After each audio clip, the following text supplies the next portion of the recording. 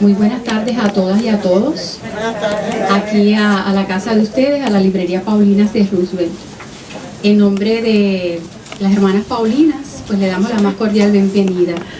Y en particular, pues le damos la bienvenida a Minerva, que es amiga y una cliente asidua aquí de nuestras librerías. Ella aceptó la invitación de Paulinas para compartir con ustedes el tema de la mujer en la Biblia. Y Minerva pues nos va a hacer vibrar por ese tema, nos va a hacer recorrer pasajes del Antiguo y el Nuevo Testamento de esos personajes tan importantes en la historia de la salvación. Minerva Maldonado, yo la conocí hace muchos años, compartimos años de estudios y compartimos muchísimas vivencias. Preparada, se graduó de CEDOC, fue profesora allí en la Universidad Central de Bayamón, de la parroquia del Sagrado Corazón de Guaynabo, y quien no la conoce, aquí en nuestra arquidiócesis, trabajando para catequistas y varios grupos.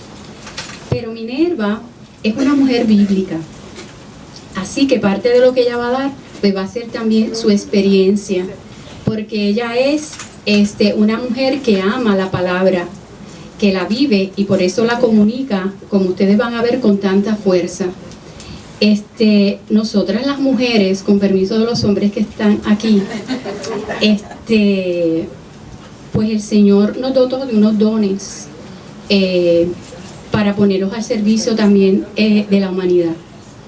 Y el don más grande que tenemos es que podemos co-crear junto con Dios.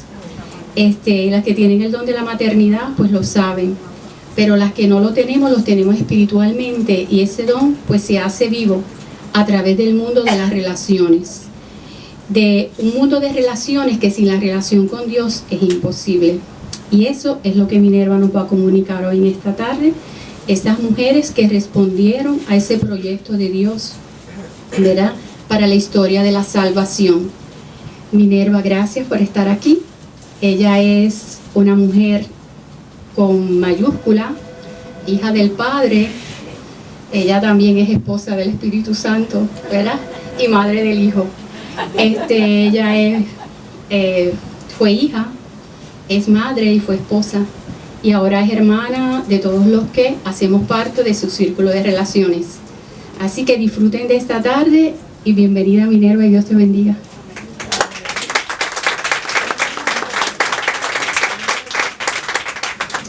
Buenas tardes a todos y a todas.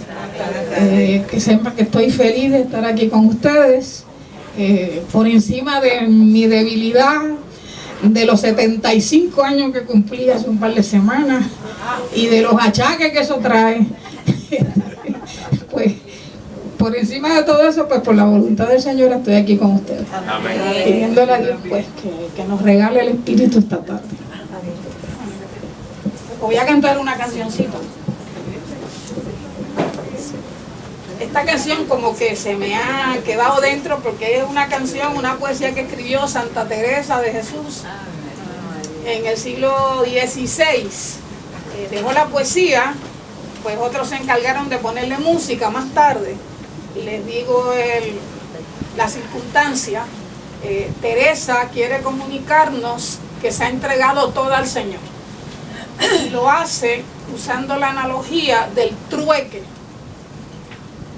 Cuando yo era niña, en los campos de mi pueblo se hacía trueque, no habían chavos en las tiendas.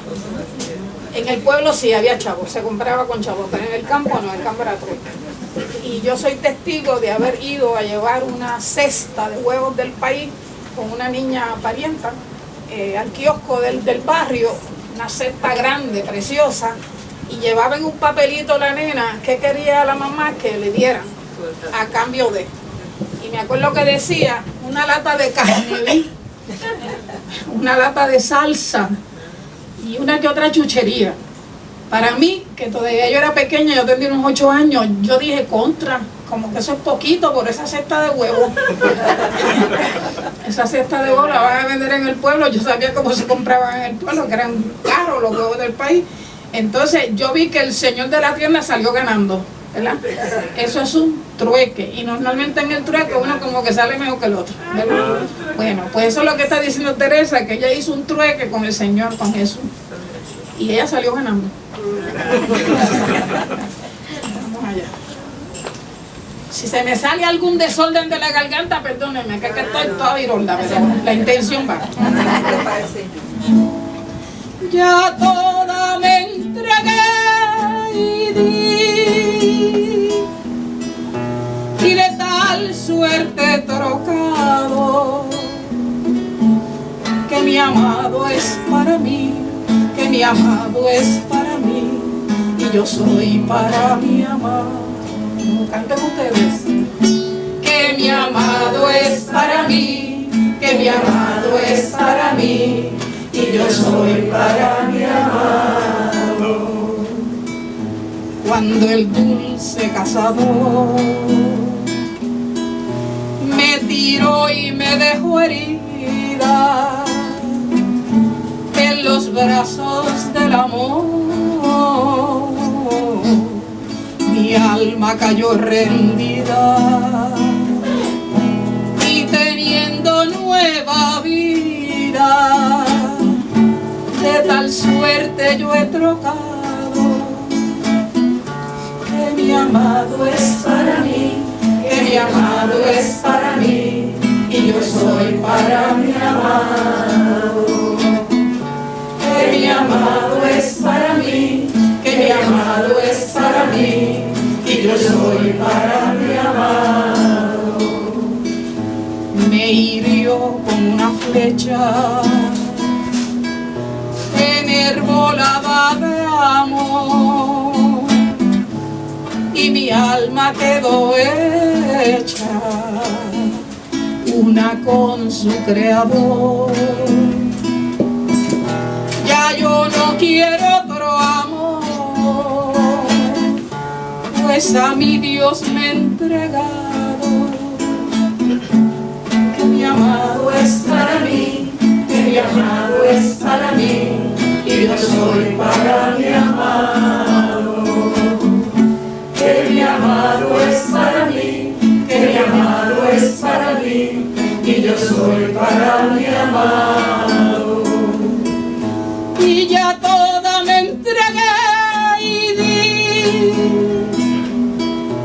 y de tal suerte trocado, que mi amado es para mí, que mi amado es para mí, y yo soy para mi amado. Que mi amado es para mí, que mi amado es para mí, y yo soy para mi amado.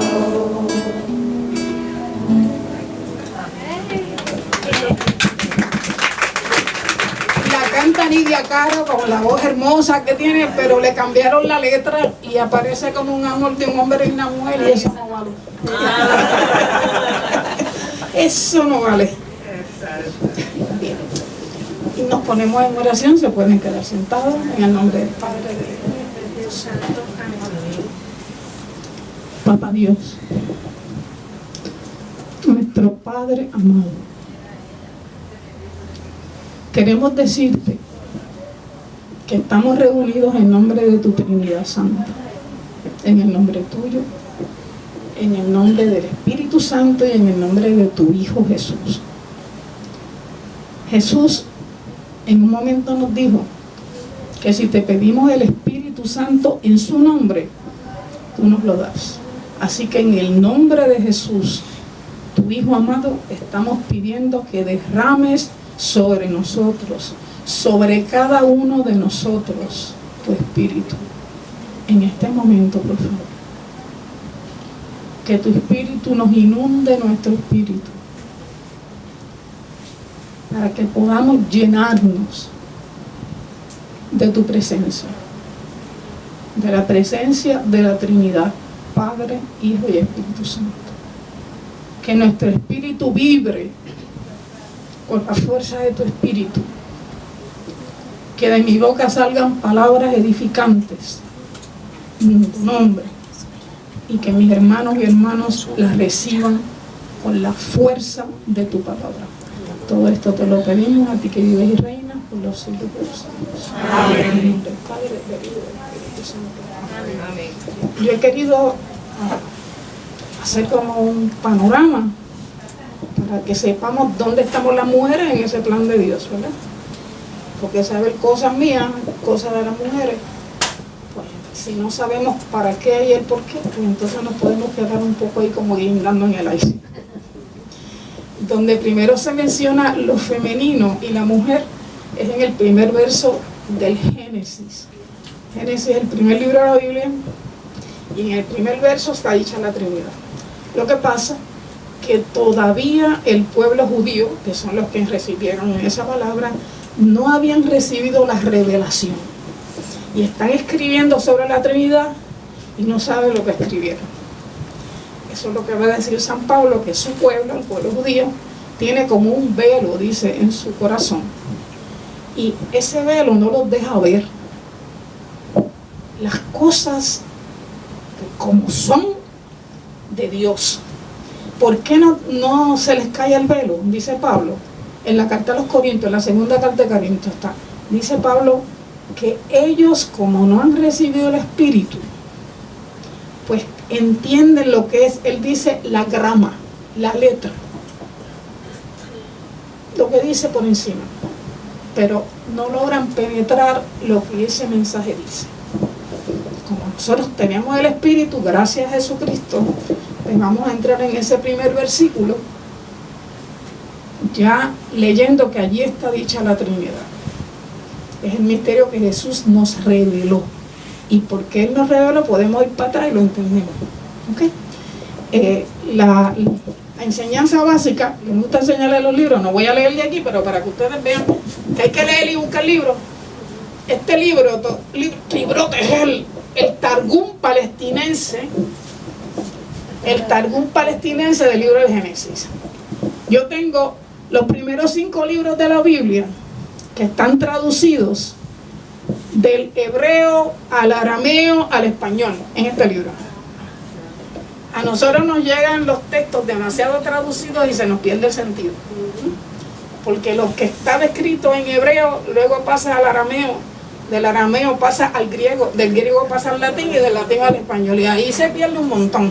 Entonces, un señor español experto en idiomas, un filólogo, don Alejandro Díez, hace quizá unos 4 años que se murió, cuando yo estos libros estaban en mi mano, estaba vivo, pues yo le tenía un cariño porque podía entender tantas cosas, porque él se tomó el trabajo de traducir los primeros 5 libros de la Biblia así en estos 3 idiomas. Si tú abres el libro, vas a ver una columna en hebreo, una columna en arameo, una columna en español. Así que se puede comprender mucho mejor, sin tantas traducciones, lo que allí se dice. Y por eso pues capté yo este mensaje para salir del misterio básico de la Trinidad. Dice Génesis: en el principio creó Dios los cielos y la tierra. Allí donde está Dios, Jesús siempre nos dijo Abba. Jesús no le decía a Dios, le decía a papá. Papá, Él es el que nos reveló que ese Dios que los judíos adoran como el creador, como el omnipotente, el omnisciente, ese Dios es su papá, y luego nos dio a nosotros, y el papá de ustedes también es nuestro papá. Y cuando le pidieron enséñanos a rezar, dijo, pues cuando vayan a rezar, cuando vayan a orar, digan Padre nuestro. O sea, nos lo deja como papá. Así que allí donde dice en el principio Dios, pongo papá, mi papá, Jehová creó los cielos y la tierra. Y el segundo versito de ahí dice, en tu Biblia y en la mía, y un viento de Dios aleteaba por encima de las aguas. Cuando después lee, porque las distintas traducciones que hablan es de un viento que es de Dios y aletea por encima de las aguas. A veces no sé, yo me imaginaba antes como un pichón, como después hablando de la paloma, volando por encima del océano, pero no me hacía clic, ¿verdad? El libro don Alejandro dice que lo que allí en realidad dice es lo siguiente: en el principio Dios, Abba, creó los cielos y la tierra. Y oye ahora la traducción. Y un aliento de misericordia soplaba de delante de Dios. O sea, este Dios está respirando. Y su respiración es un aliento, una respiración de misericordia. Don Alejandro Díaz examina a través la palabra misericordia para decirnos que misericordia parte de la raíz básica, Ra'aim, en hebreo, que quiere decir útero femenino. Y lo que nos está diciendo él, dice en la traducción, es que Dios respira, pero la respiración le sale de sus entrañas maternales. Dios es papá, Abba, pero tiene entrañas maternales, entrañas femeninas. A eso se le llama misericordia. ¿Viste de dónde sale la misericordia? Cuando la misericordia de Dios viene sobre mí, se llama Espíritu Santo. El aliento que sale de la boca de Dios, pero que arranca no de unos pulmones, sino de unas entrañas femeninas, entrañas de mamá. Dios tiene un amor grande, como amor de mamá, y después lo puedes ver en Isaías. Aunque la madre que te dio de mamar, porque ahí dicen el poderío que querían, o la traducción es, aunque una madre abandone a su mamoncillo es el bebé que está lactándose, aunque una madre abandone a su mamoncillo, yo a ti no te olvidaré, no te abandonaré. ¿Por qué? Porque la maternidad, los pechos, son los que dan esta unión, esta ternura entre mamá y bebé, y Dios aparece allí como el Dios que amamanta, el Dios que da de mamar a sus hijos. Eso está en Isaías y muchos otros textos donde tú ves unas referencias a Dios que son referencias maternales.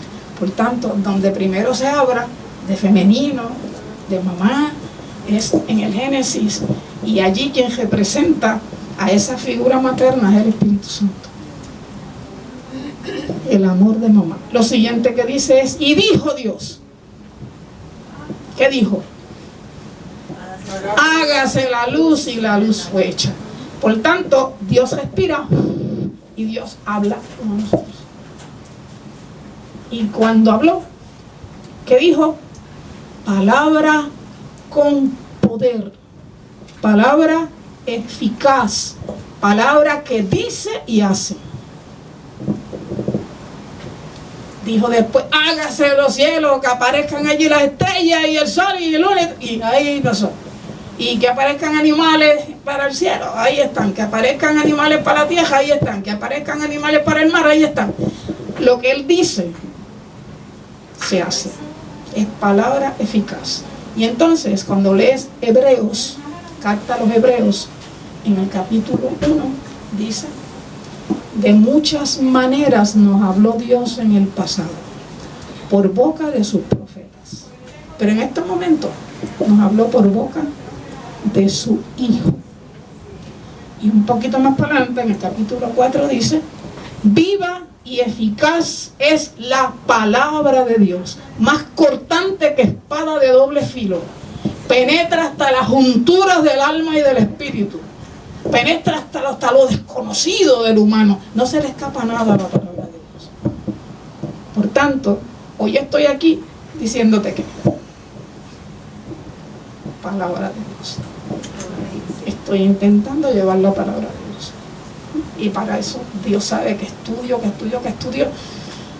leo, que rezo, y después le dijo, ahora sopla tú. Tú sabes, ya yo me preparé, sopla tú. Entonces, pues vengo aquí en la fe de que la palabra de Dios que ha quedado escrita en la Biblia y que ha quedado en la tradición de la iglesia, como dice Isaías, se predica y que haga en ti lo que tiene que hacer.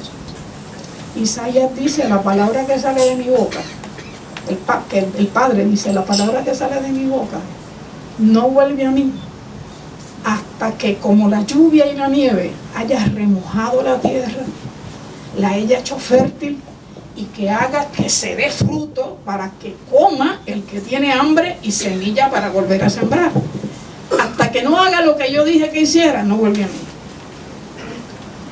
Por tanto, cuando la palabra se predica, la palabra lleva un mensaje, que algunos lo coge de una manera, otro lo coge de otra, lo que Dios quiere, pero va a ser sembrada en tu espíritu para que allí dé fruto. Tanto. Nos vamos a San Pablo, que nos dice en la carta a los Romanos, capítulo 10, desde el verso 14 más o menos por ahí, dice: la fe entra por el oído, por la predicación de la palabra. La fe entra por el oído, por la predicación de la palabra. Pero ¿y si no tienen que les predique? ¿Y si habiendo quien predique no es enviado o enviada? ¿De dónde queda la fe del pueblo? Te estoy poniendo a pensar un poquito en nuestro pueblo. Si la gente no está siguiendo los caminos que dice Pablo, no escucharon. No escucharon. Y te cuento, en la Cuaresma, esta no, en la otra, fui a predicar una cárcel de custodia máxima. Un retiro de un día entero. En la mañana me expliqué todo lo que tiene que ver con la Eucaristía, consagración de Evangelio. Mediodía abajo, el lavatorio de pies. Y déjame decirte que al terminar la mañana, todos estaban llorando. No son niños, son adultos, hechos y derechos, con sentencias de muchos años.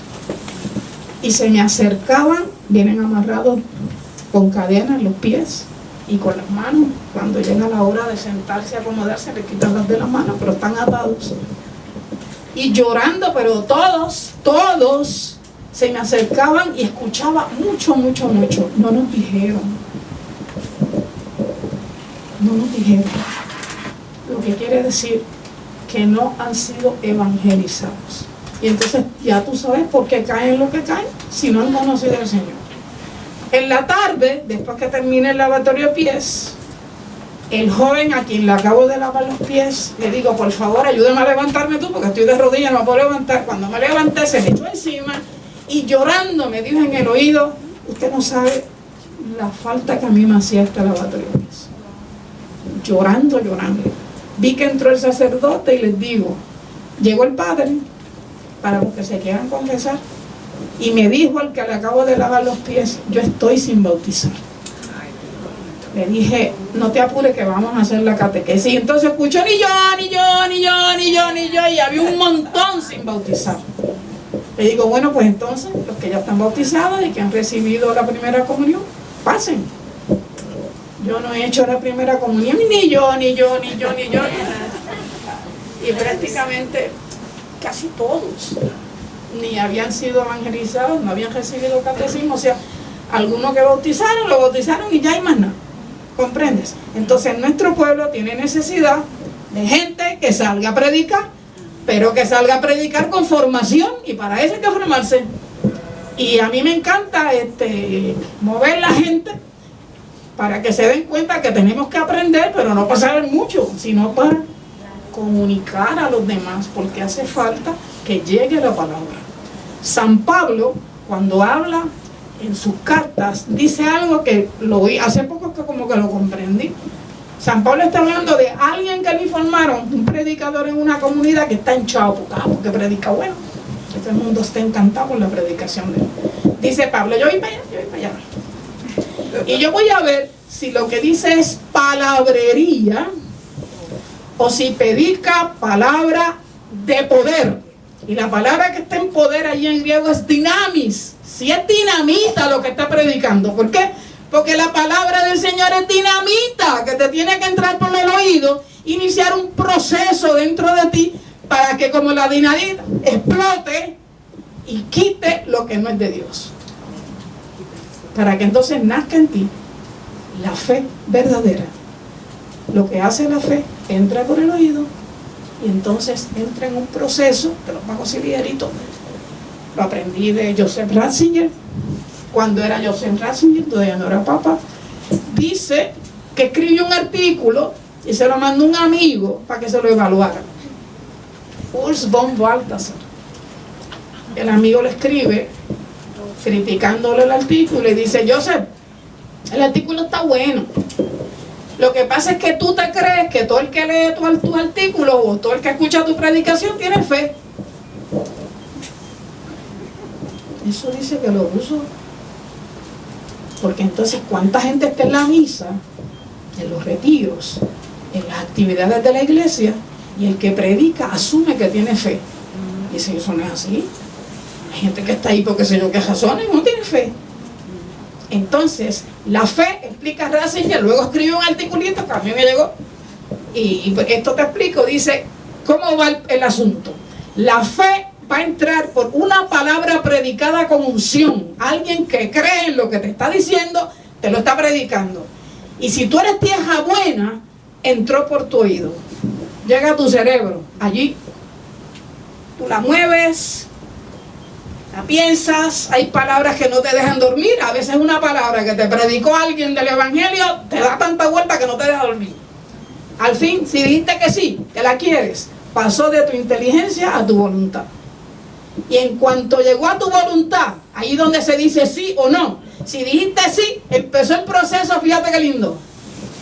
La palabra que te entró agarra tu yo, y de aquí, de tu inteligencia y voluntad, la va a pasar a lo más íntimo de tu ser. Decimos el corazón, pero dice Ratzinger, no es el músculo que bombea, es lo más íntimo de tu ser. Y cuando llega allí, ocurre el milagro de los milagros. ¿Quién es que te llevó? La palabra. ¿Quién es la palabra? Jesús. Te di un textito para que Dios se te quede allí y vaya refrescando. Evangelio según San Juan, prólogo, primer capítulo, primer versículo. En el principio existía la palabra. ¿Cuándo es eso? Los tiempos de la creación. En el principio existía la palabra. La palabra estaba en Dios. La palabra era Dios. Todo cuanto fue creado por la palabra. Entonces, te van a pasando por todo un proceso que te lo deja allí, tú lo lees con calma después, pero todo el proceso te va diciendo que entonces esa palabra que existía, que estaba en Dios, que era Dios, un día se hizo humano, se hizo carne en las entrañas de María. Nosotros hemos visto su gloria, dicen los apóstoles. Gloria del unigénito del Padre. Por tanto, lo que te comienza el Evangelio de Juan es diciéndote que Jesús es la palabra creadora que sale de la boca del Padre, que todo lo que el Padre dice que se haga, se hace. Esa palabra un día en el vientre purísimo de María Santísima se hizo un ser humano y apareció entre nosotros. Por tanto, todo lo que Jesús dice es la palabra de Dios, porque Él mismo es la palabra. Entonces Él dice un día, en la última cena, lo que yo digo, eso no es cosa mía. Yo les digo a ustedes lo que yo oigo que el Padre me dice. Y lo que yo hago es lo que yo veo hacer a mi Padre. Eso yo lo hago para ustedes. Jesús es el testigo fiel del Padre. ¿Quién es un testigo? El que ve y escucha. Y Él puede dar testimonio de su Padre. Esa palabra que es Jesús te coge tu yo, te lo lleva a lo profundo, a lo íntimo de tu ser. ¿Y quién está allí? El Padre del cielo. Dice Agustín, yo te buscaba por ahí, te buscaba. Nosotros buscamos a Dios por el espejo sideral, ¿verdad? Y era que no me había metido dentro de mí. Me metí y te encontré. Entonces hay un contacto ahora con el Padre del cielo. ¿Qué ocurre? El encuentro del Hijo pródigo. Yo no sé si esta experiencia, pero es la mía. Entras dentro de ti y te encuentras con tu realidad. ¿Quién tú eres? ¿Qué has vivido haciendo hasta el momento en que el Señor te encuentra? Entonces cuando llegas te tiembla la rodilla, ¿verdad? ¿Qué te piensas que te vas a encontrar? Al Dios que te dijeron, al Dios que me dijeron a mí de chiquita que le tenía tejón. Y por eso le di la espalda. Pero entonces me encuentro en este momento acompañada de Jesucristo, con la fuerza del amor, que es el Espíritu Santo. Empieza a gritar: tráiganme de ropa a este muchacho decente, y una chancleta, unas alpargatas, y un anillo que diga que es mi hijo. Pero seguro detrás de eso, antes que eso hay que bañarlo, porque apesta. Hay que recortarlo, hay que acomodarlo, hay que afeitarlo. ponerlo bañadito primero, eso se llama el perdón del pecado, el limpiarte el sucio.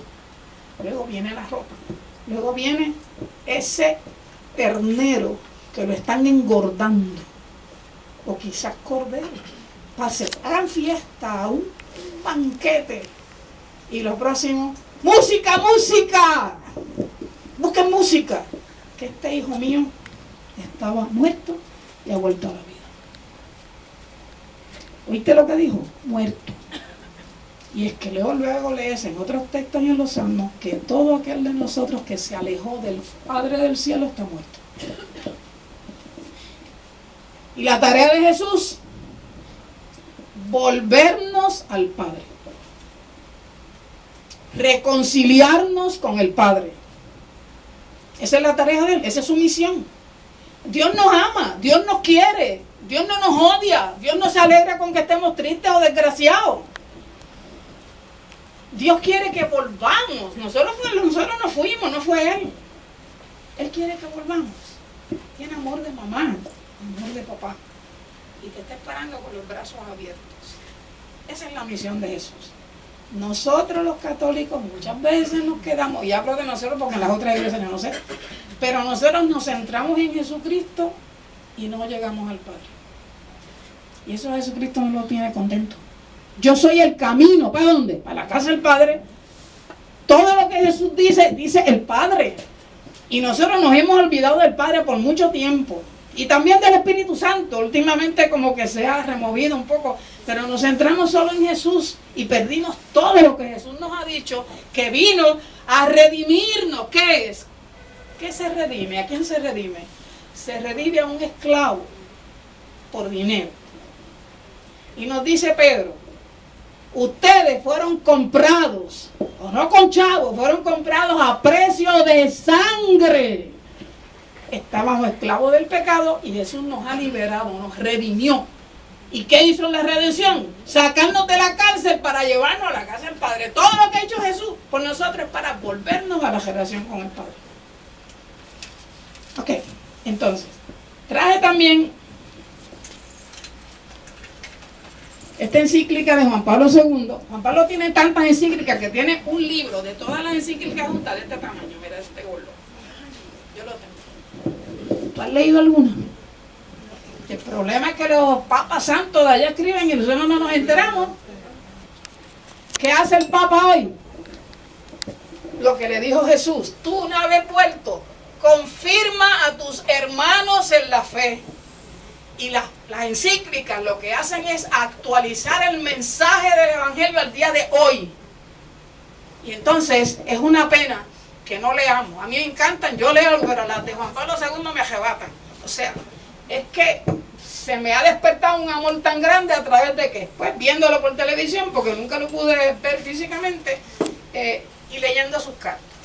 Y esta carta se llama La permanente validez del mandato misionero. Está escrita, te voy a decir el año porque siempre lo ponen en la última parte, se dice en el 1990. ¿Tú te enteraste? No valen cara, aquí las venden. Esta encíclica comienza diciendo, te lo voy a leer para que veas que no me lo invento. Me gusta leer el cantito para que veas que no me lo invento. La introducción, el comienzo de esta carta, dice: la misión de Cristo Redentor, confiada a la iglesia, está aún lejos de cumplirse. A finales del segundo milenio, después de su venida, una mirada global a la humanidad demuestra que esta misión se halla todavía en los comienzos y que debemos comprometernos con todas nuestras energías en su servicio. A 2000 años, él dice que el mensaje del Evangelio está en pañales. 1990. Lo triste es que él te escribió y tú no te enteras. Lo triste es que te está diciendo las necesidades del mundo, pero a nosotros nos atañe Puerto Rico en este momento y no nos enteramos. Entonces yo pienso que las mujeres tenemos que entrar en la lectura formal, seria y meditada del Evangelio, orada, porque nosotros no estamos asumiendo nuestra posición en este momento en Puerto Rico en lo que es la predicación del Evangelio. El capítulo 2 de esta encíclica se llama El Reino. Te pregunto, ¿cuánto tú sabes del reino? Porque yo aprendí de chiquita que si yo era buena gente y me moría santa, me voy para el reino de los cielos. Pero eso no es lo que enseñó Jesús. Es mucho más que eso. El capítulo 2. Aquí está. El 1 es Jesucristo, único Salvador. El 3, el Espíritu Santo es el protagonista. Y el 2, el reino de Dios. Aquí se te dice que todo el Antiguo Testamento es una preparación para la llegada del reino.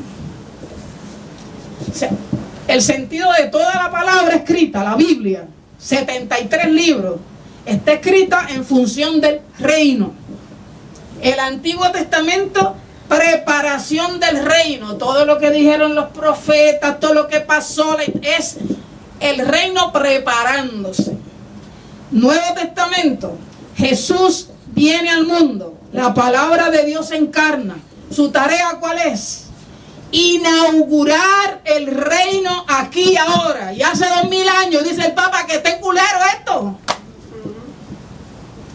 que no ha caminado eso que Jesús nos dejó.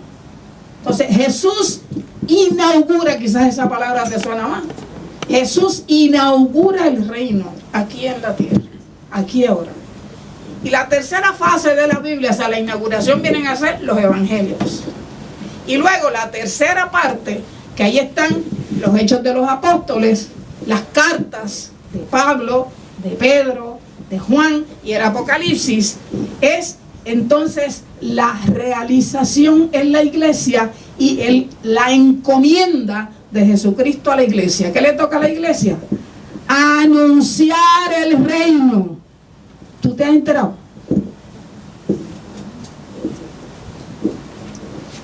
Tú sabes el reino, tú conoces el reino, te han preparado, te han predicado para ese tema. Yo cuando empecé a bregar con esto me di cuenta que es nada, que yo iba para el reino si era santa y cuando me muriera me iba para allá. Pero eso no es. Hay palabras de Jesús que son iluminatorias. Él trajo el reino aquí y ahora. Eso es lo que dice, el reino aquí y ahora. ¿Y quién entra al reino? Aquí y ahora, no es para mañana ni para cuando me muera. ¿Quién entra al reino aquí y ahora? Eso es lo que Jesús va a hablar mucho en el Evangelio según San Juan, ya en el capítulo 5 y versos 24, ya tienes allí. Lo que pasa es que Juan, en vez de decir reino, dice vida eterna. ¿Qué? Entonces dice Juan en 5:24, escucha esto. El que escucha mi palabra y cree en el que me envió, tiene ya vida eterna.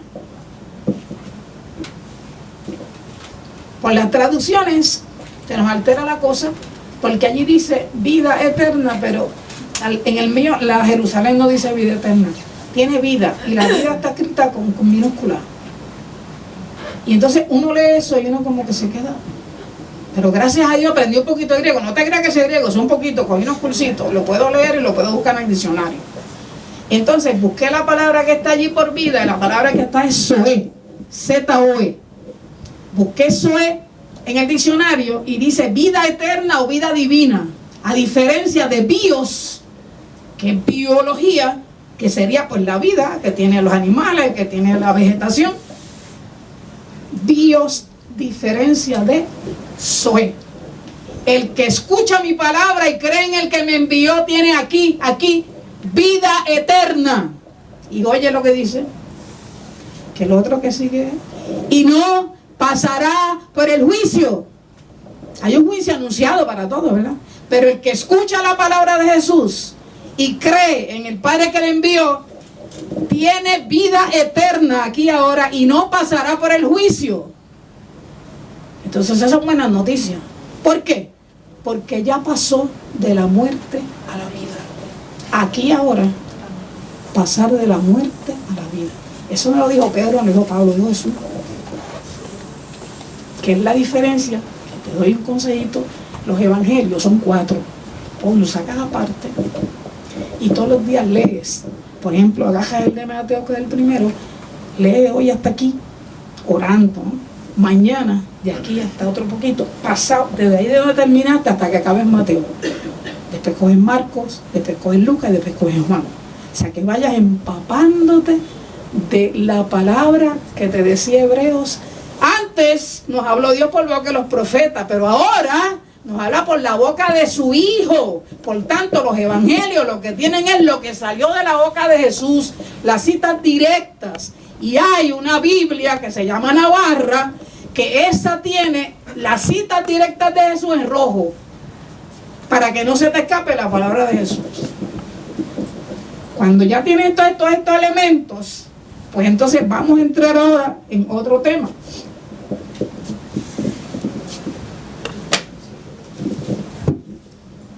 Se me le cayeron las paginitas porque desde el año que salió la tengo. Se me cayeron las carpetitas. Esta salió, creo que es en el 78, te digo ahora mismo. ¿Qué año salió esta? Se llama La dignidad de la mujer. En 1988, La dignidad de la mujer. ¿La leíste? Hay alguna cabecita que dice que sí, pero la mayoría ni nos enteramos que salió. Y entonces, ¿qué pasa? Que nos dejamos aplastar tanto. Porque no conocemos nuestra dignidad. Y aquí hay un papa que se ocupó de nuestra dignidad.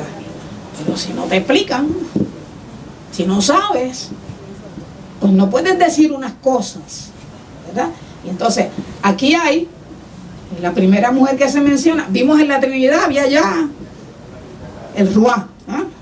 El Espíritu Santo, en la respiración de Dios, viene de sus entrañas femeninas, y el Espíritu Santo, cuando Jesús lo presenta, es el amor de Dios. San Pablo, cuando habla del Espíritu Santo, dice: derramó su espíritu sobre mí, ahora puedo gritar Abba, papá. Despertó el amor en él. ¿Comprendes? Entonces, la primera mujer que se va a mencionar, humana, en el Génesis, se llama Eva. ¿Y qué sabemos de Eva? Toda la culpa se le echamos a la pobrecita, de allá para acá, las hijas de Eva, y no nos hemos enterado de lo que nos hemos de enterar. ¿Ok? Vamos a explicar un poquito la circunstancia de Eva. Para eso necesito la palabra y voy a estar en Deuteronomio. Deuteronomio es el 5.º libro de la Biblia, y en el capítulo 6 y el verso 4, y bastante ciega, ¿saben, mi gente? Así que me esperen un poquito. 6, verso 4, oye lo que dice allí. Deuteronomio, lo que está hablando es Moisés, ¿eh? Se llama el Evangelio del Antiguo Testamento, es el libro del amor, el Deuteronomio. Y entonces, capítulo 6, verso 4 dice: escucha, Israel. El que escucha, ahí está mi palabra, no es lo mismo escuchar que oír. No, oye, pero escuchar es abrir el oído para que la palabra, que es dinamita, entre. La palabra de Dios es dinamita, no se te olvide. No la puedes escuchar así como el que oye llover. Dios te está hablando. Y esa palabra tiene que entrar dentro de ti para que haga lo que tiene que hacer, como él dice en el libro del profeta Isaías. Cuando sale de su boca, viene con una misión. Y no va a volver para allá hasta que haga lo que tiene que hacer. Pues dice allí: escucha, Israel, el Señor nuestro Dios es solamente uno. Amarás al Señor tu Dios con todo tu corazón, con toda tu alma, con todas las fuerzas.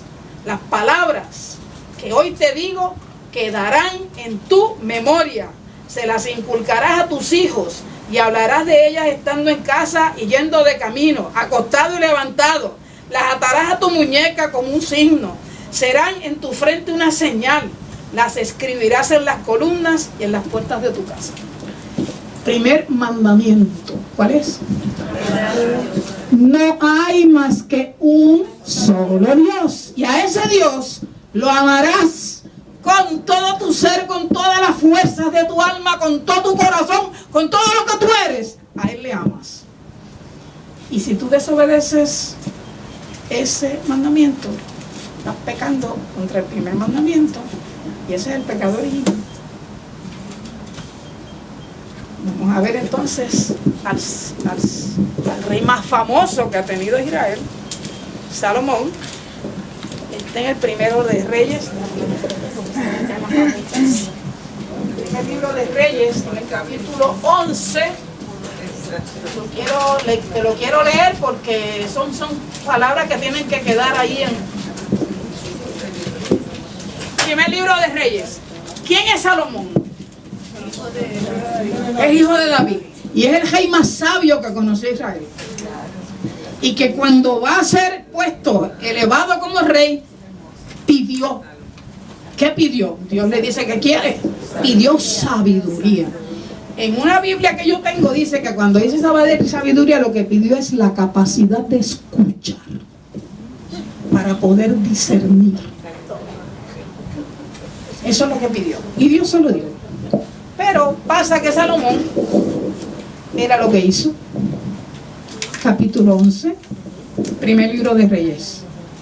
El rey Salomón se enamoró de muchas mujeres extranjeras, además de la hija del faraón.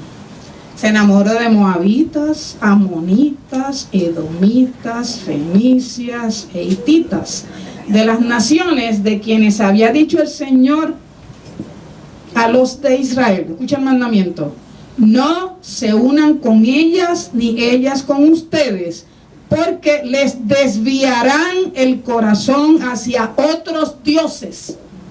Y dijo Dios que Él es el único Dios, y a Él solo van a adorar, y a Él solo van a amar.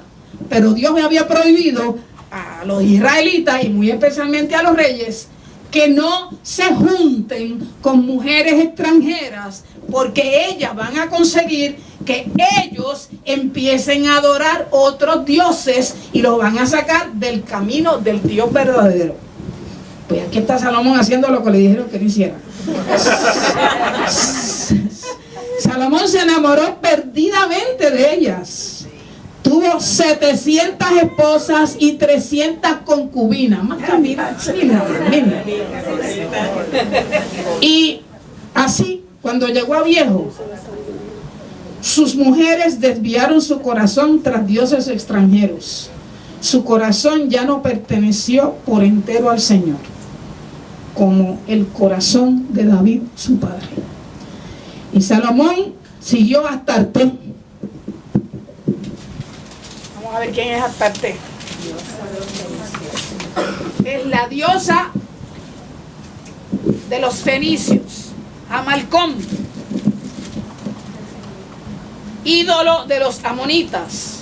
Hizo lo que el Señor reprueba. No siguió plenamente al Señor como su padre David. Entonces construyó en el monte que se alza frente a Jerusalén un santuario a Camós, ídolo de Moab, a Malcón, ídolo de los amonitas. Lo mismo hizo para sus mujeres extranjeras que quemaban incienso y sacrificaban en honor a sus dioses. El Señor se encoleró contra Salomón porque había desviado su corazón del Señor, Dios de Israel, que se le había aparecido 2 veces y que precisamente le había prohibido seguir a dioses extranjeros. Pero Salomón no cumplió esta orden.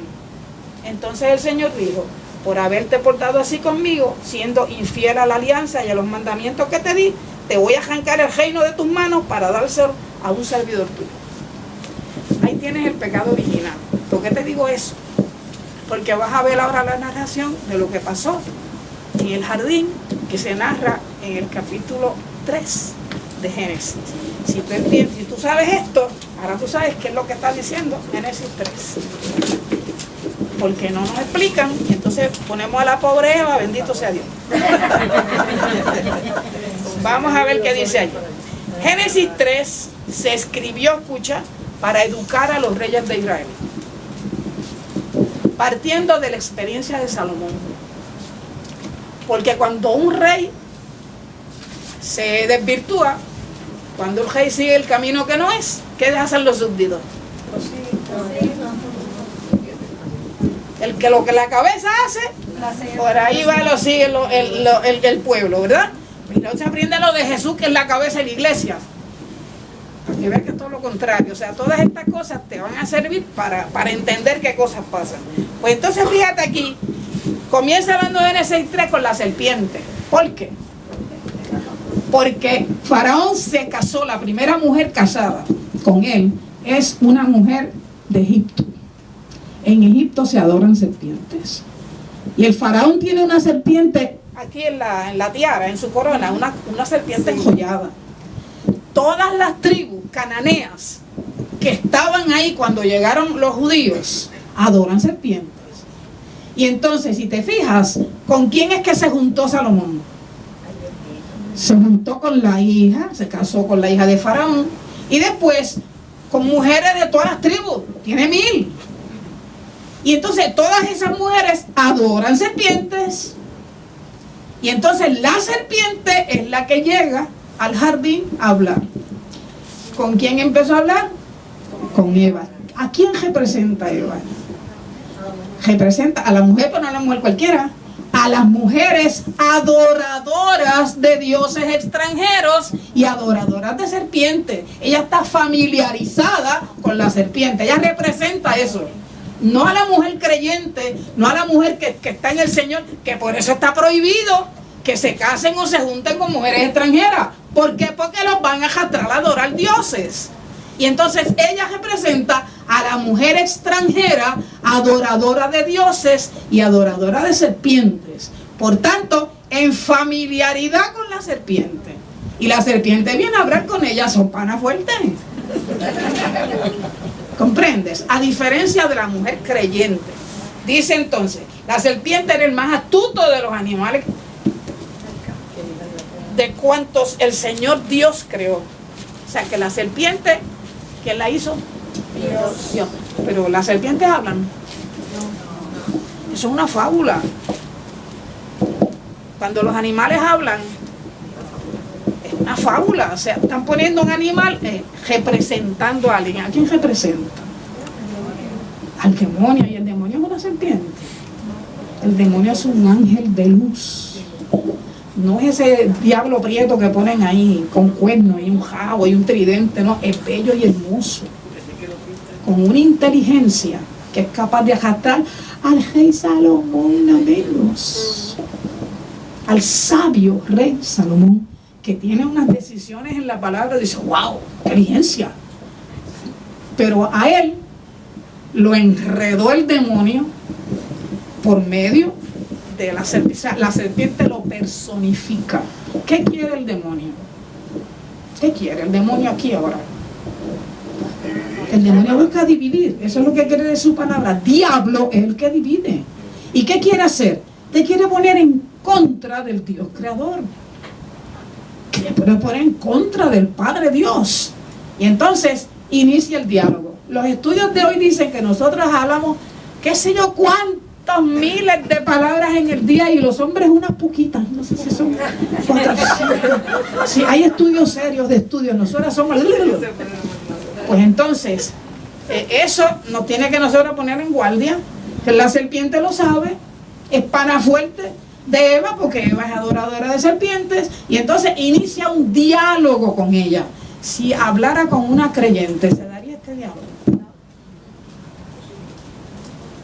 Ella habla con alguien que no es creyente, alguien que no es miembro del pueblo de Dios, que es el pueblo judío, el pueblo seleccionado de entre todos los pueblos del mundo.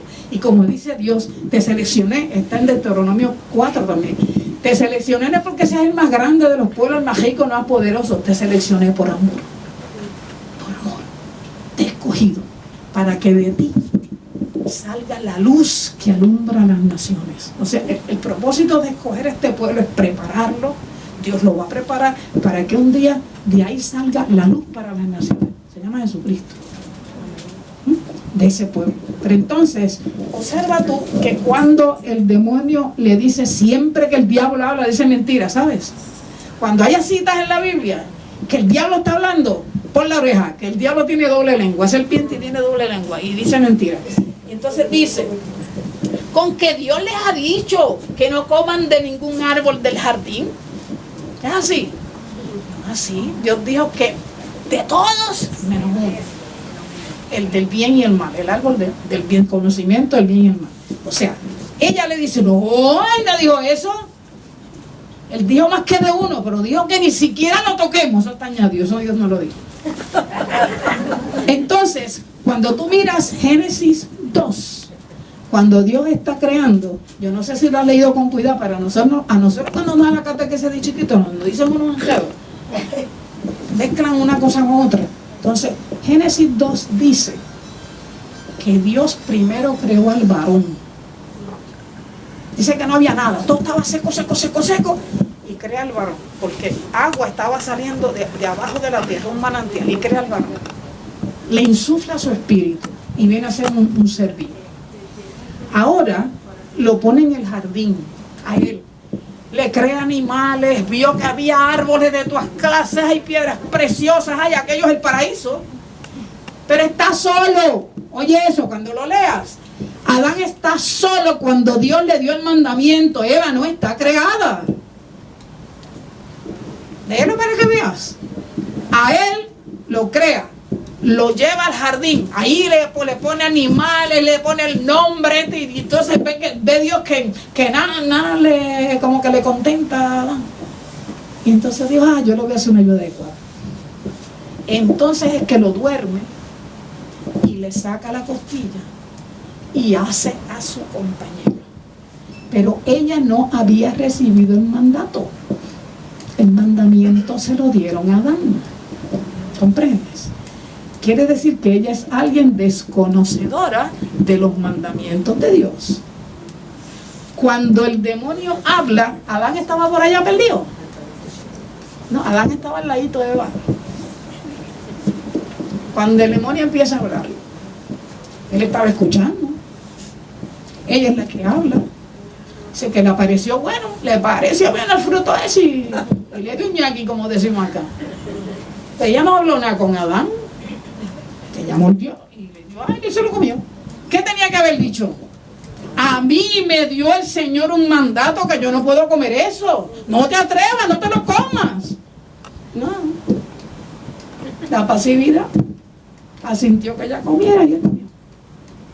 ¿Quién tiene la culpa?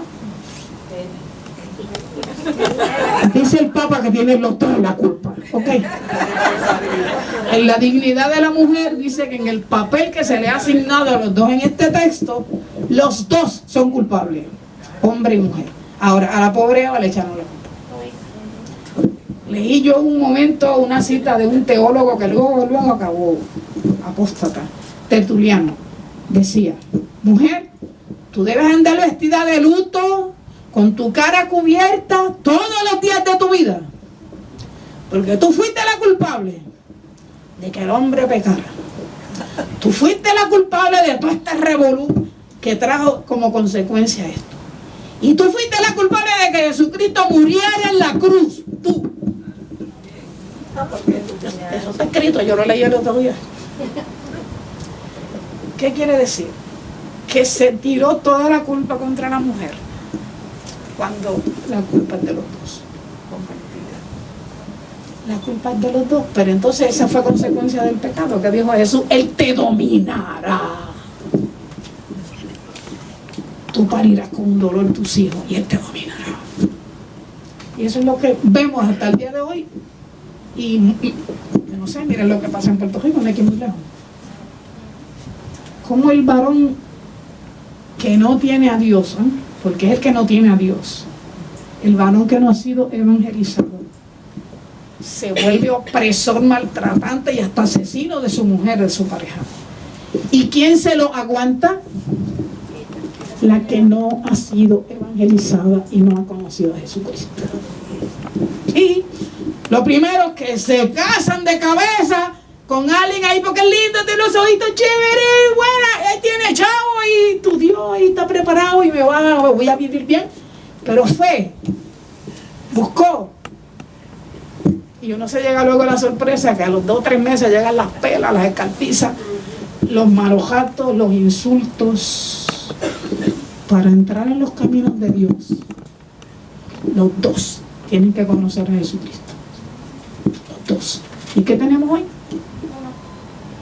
¿Y cuántos divorcios hay en la isla y en el mundo? Va para arriba del 50% de las parejas casadas en la iglesia. En la iglesia, los que se casan con otros por el juego, que se fueron o que conviven.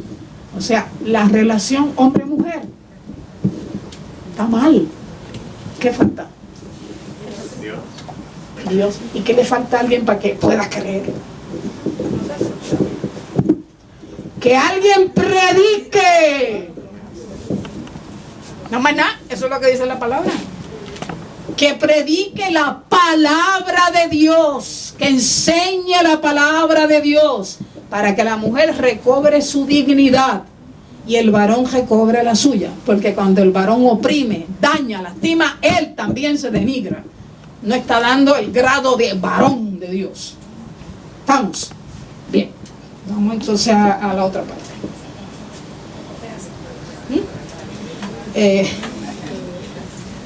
Juan Pablo II corrige.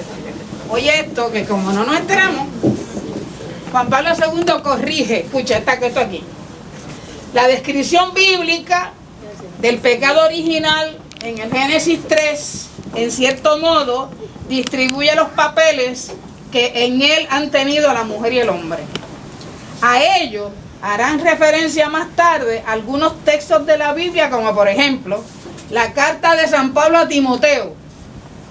Dice, porque Adán fue formado primero y Eva en segundo lugar. Y el engañado no fue Adán, sino la mujer. Esta es primera de Timoteo 2, 13, 14. Sin embargo, no cabe duda de que independientemente de esta distribución de los papeles en la descripción bíblica, aquel primer pecado es el pecado del hombre, mujer y varón, es de los dos, creado por Dios, varón y mujer. Este es también el pecado de los progenitores. A ello se debe su carácter hereditario, y en este sentido lo llamamos pecado original. Pero ya estamos claros de la descripción del Génesis, ¿verdad? Y que es un escrito hecho para educar a los reyes de Israel.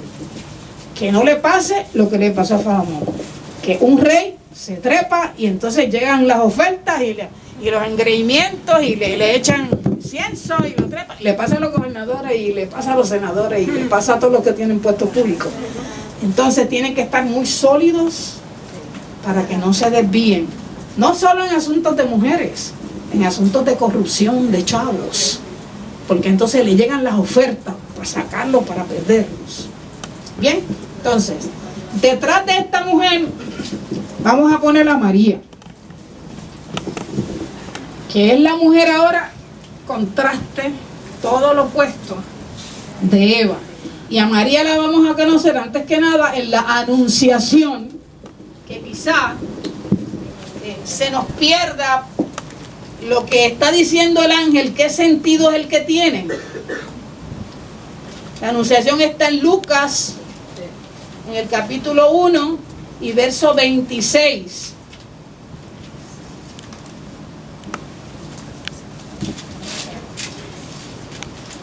Hay doble anuncio.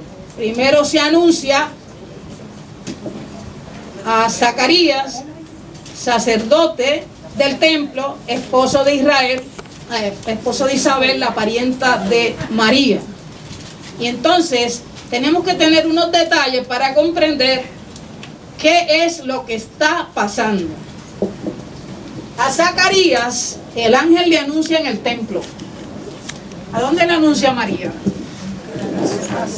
En su casa. ¿Y qué sabemos de la casa de María? ¿Quién es María? ¿Una mujer de la nobleza? ¿Una reina? ¿Una distinguida? Nada. Pobre, donde la pareja no se enamoran ellos, como hoy que una muchacha y un muchacho se gustan y entonces se la van a presentar a su papá y demás. Sí, con suerte. Esta decisión la toman el papá y la mamá de él y el papá y la mamá de ella. Y a veces ese compromiso se hace desde, por ejemplo, una está encinta y la otra está encinta y son amigos. Hoy lo harían mucho mejor porque hay los sonogramas. En aquel tiempo no se sabe, pero dicen, si tú tienes nene y tú tienes nena, los vamos a casar cuando sean grandes. Y así se hacía. O sea que es un compromiso de los papás. Pues entonces, cuando llega la edad de casarse, la edad núbil, entonces hacen una ceremonia que es con toda cuestión legal y luego cada cual se va para su casa con mamá y con papá. Pasado más o menos un año, ahora viene el momento de la boda, del rito. José y María estaban desposados, pero estaba cada cual en su casa. Desposados, no ha llegado todavía el rito matrimonial. Cuando un ángel se le presenta a esta muchacha dándole una noticia que vas a quedar embarazada, ella dijo, ¿cómo? Una pregunta normal de una muchacha inteligente. ¿Cómo va a ser? Yo no convivo con ningún varón. Lo otro, si ella hubiera tenido planes de tener hijos con José, hubiera dicho, pues cuando me junte con José, cuestión de un año, voy a tener un nene. No, la pregunta es, no, ¿cómo va a ser? ¿Cómo va a ser? Ella no tiene planes de tener intimidad con José. Y por eso es la pregunta. Pero entonces a mí me gustaría que caigas en cuenta de lo siguiente. El Evangelio de Lucas te va a hacer un traslado, y es el Evangelio y son los hechos. Te va a hacer un traslado del templo de Jerusalén, que en el año 70 va a ser destruido hasta el fondo, y la iglesia va a pasar a la casa de la familia. Cuando lees el libro de los Hechos, te das cuenta que las comunidades, la iglesia doméstica, no es en el templo porque están en la diáspora y están entre paganos, y entonces no hay templo, ni hay sinagoga. Entonces, ¿dónde se fundan las iglesias domésticas? En casas. Y entonces aquí fíjate que ya el anuncio comienza no en el templo, sino en la casa. Porque la nueva iglesia, el templo nuevo, ¿quién es? El templo nuevo. Destruyan este templo y yo lo levantaré en 3 días. Jesús. Él es el nuevo templo, su cuerpo. Y luego vamos a enterarnos que su cuerpo resucitado, su cuerpo glorioso. Y entonces, ¿dónde ocurre estas reuniones de iglesia doméstica donde Él está presente? En las casas. Y así va a ser hasta que llegue Constantino, siglo IV, cuando ya declare al cristianismo como religión oficial. Y entonces se abren las basílicas, se abren los grandes templos y se perdió este detalle. Y lo tenemos que recuperar, ¿no? Toda Sudamérica habla de las pequeñas comunidades de base, ¿sí? Son gente que se reúne, creyentes que se reúnen en una casa. Y qué bueno, yo lo he visto funcionar en mi parroquia.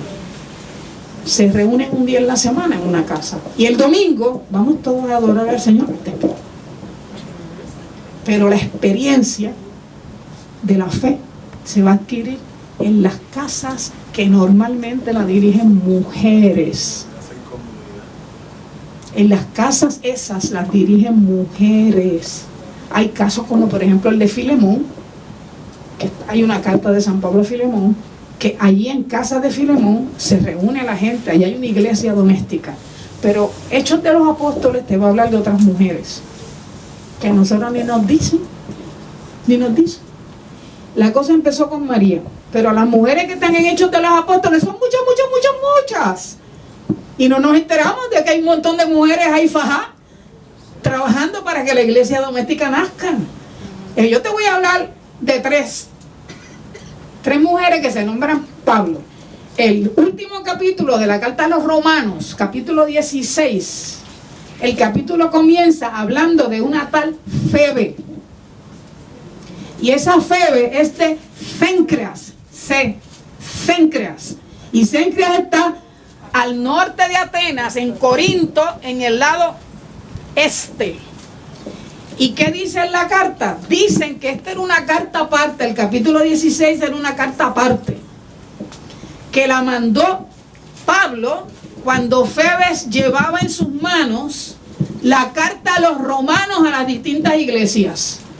Y esa carta de San Pablo, que la pusieron en el capítulo final, pues aparentemente la incluyeron en Romanos, pero esa carta la lleva Febe a donde quiera que ella va a presentar la carta a los romanos.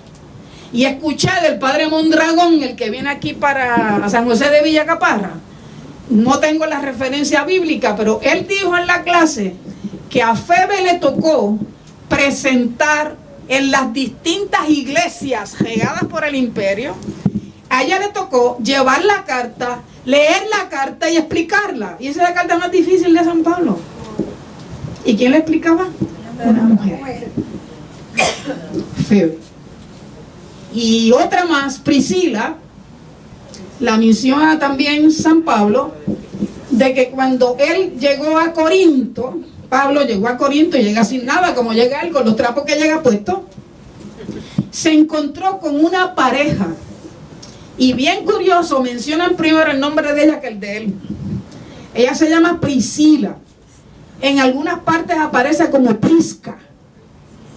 El diminutivo de Prisca es Priscila. Priscila y su marido, Aquila, menciona, ahí Pablo habla y se bota hablando de ellos, llegaron a Corinto desde Italia, porque en ese momento el emperador votó a todos los judíos creyentes de Italia, y ellos dos llegaron a Corinto. Están en Corinto y trabajan haciendo tiendas de campaña, casetas. Eso es un trabajo profesional. Lo hacen los dos.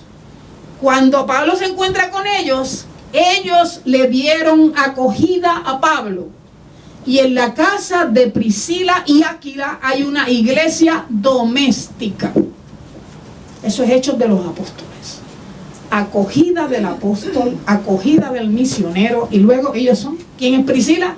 A Priscila, de Priscila se nos dice que llegó en esos momentos, por ahí por Corinto y estas iglesias, un judío alejandrino, o sea, un judío que vivía en Egipto, con mucha escuela, bien inteligente. Acuérdate que en Alejandría había un centro de sabiduría tremenda y una biblioteca, dicen que esa es una cosa de otro mundo. Ese muchacho llega de allá y empieza a predicar. Y Priscila se da cuenta que está predicando, pero le falta. Como que no tiene una idea bien clara de Jesús y manda a la gente a predicar, a bautizarse en el nombre de Jesús. Y ella cayó en cuenta y lo jaló con una esquinita. Y le dijo, te falta, hay que bautizar en el nombre del Padre y del Hijo y del Espíritu Santo. Ella lo saca aparte y ella misma lo evangeliza, le completa lo que le faltaba. El muchacho estaba entregado a Jesús, sabía de Jesús, pero le faltaba. Y ella, ¿quién es? Catequista. ¿Y quién es? Predicadora. ¿Lo sabías? Parecía que no, que en los tiempos de Pablo no habían predicadores. Nos dijeron que Pablo no quería ser de las mujeres. Él dice que Aquila y Priscila se jugaron la vida por él. Hay un montón de mujeres que todavía tenemos que ir buscando, porque siempre en las despedidas de las cartas Pablo menciona mujeres que lo están ayudando, mujeres que predican, mujeres que tienen a cargo una iglesia en su casa. Y la más que me gusta se llama Lidia. Lidia, dice Pablo, que él iba con Silas dispuestos a predicar, dice, a Asia. Dice, y el Espíritu Santo no se lo permitió. ¿Qué es lo que pasó? Que le dijo, no sabemos, pero no lo dejó ir para Asia. Y entonces esa noche Pablo tuvo un sueño, de esos sueños visionarios que tienen los que andan con el Señor. Y dice que en el sueño vio a un joven macedonio. Tú sabes, Macedonia era de ayer Alejandro el Grande, el famoso emperador. Y el papá de Alejandro se llamaba Filipo, o Felipe en nuestro idioma. Filipos había ido y había conquistado este sitio que se llama como en Filipos. Acuérdate que en la carta a los Filipenses. Pues un joven le dice a Pablo en un sueño: ven a ayudarnos, Pablo. Y Pablo se mandó para allá con Silas. Llegaron a Filipos, la primera ciudad de Macedonia que llegaron. Y entonces están ahí unos cuantos días. Y Pablo está desesperado buscando quién le va a predicar. Y dice que salieron por la puerta de la ciudad, por la muralla de la ciudad, y llegaron a un río que hay ahí. Y en el río hay un montón de mujeres. Seguro que estaban lavando, no había lavadora, ¿verdad? Estaban lavando y y oraban. Eran una mujer con fe. Dice que Lidia era una mujer piadosa, pero no son creyentes en Jesucristo. Ellos tienen fe. Lidia tenía algo de judío. Pero dice entonces que Lidia era una comerciante que comerciaba púrpura, es un tinte, bien, ¿cómo se llama? Bien pagado, con Tiatira. Tiatira es una de las ciudades que se menciona en el Apocalipsis. De las 7 ciudades que le habla el Señor a gente de allí diciéndole: bueno, estoy contenta con esto contigo, pero no me gusta todo otro que estás haciendo. Pues Tiatira es una de las ciudades de las 7 que se mencionan en el Apocalipsis. Pues Lidia comercia púrpura con Tiatira. Quiere decir que es una mujer comerciante. Eso no es cualquier cosa en ese tiempo, ¿verdad? La mujer judía estaba trancada, sometida, con un montón de reglas. Cuando está menstruando está impura, no puede tocar nada, no se puede sentar en ningún lado. Cuando pare, si pare un nene guarda 40 días, pero si pare una nena tiene que guardar doble, porque las mujeres... Eso te lo digo para que cuando oigas a la mujer hemorroísa que se acerca a Jesús, ¿qué clase de mujer es una hemorroísa 12 años sangrando en un pueblo que cuando una mujer está menstruando, échate para allá, no te toques, no toques a nadie? Le dicen: no se sienten donde se sentó. O sea, una mujer bien marginada. Ahora dime tú, 12 años sangrando. Y esa hemorroísa se atrevió a tocar a Jesús. Le dijeron: no toques. Y dijo: aunque sea el borde, aunque sea el borde del manto. ¿Dónde está el borde del manto? Ella está mirando sus posibilidades. ¿Con qué fuerza se va a meter en ese gentío? ¿Y qué pensó? Ajá, el cura, yo me voy a acostar en el piso y con los codos me voy a ir moviendo entre las piernas de la gente como pueda, y voy a alargar la mano y le voy a tocar el juego y me voy a sanar. Y se sanó. Ahora bien, si se llega a enterar ese pueblo que ella es hemorroísa, que lleva 12 años sangrando, le hubieran dejado el canto, hubiera cogido a Jesús todito para ella. Se acerca. ¿Qué clase de persona tiene Jesús para que una mujer que es así, rechazada por todos, asqueada? ¿Qué clase de persona es Jesús que ella se acerca y dice: me sano si lo toco? ¿Quién me tocó? Dicen los apóstoles: ¿quién te tocó si estás apretujado ahí, tiene como 300 encima? ¿Cómo que quién te tocó? No, es que yo sentí que una fuerza salió de mí. Y ella ya timidita, ya estaba en la orillita, ya se salió para acá. Fui yo, Señor, fui yo. Grande es tu fe, mujer, grande. Son las mujeres que le van cambiando algo en el interior a Jesús, ¿sabes? Ahorita te diré de otra. O sea, Jesús se crió en ese ambiente, pero algo le toca. Jesús tiene ese... ¿Qué es lo que tiene Jesús adentro? El aliento de misericordia. Es lo que tiene.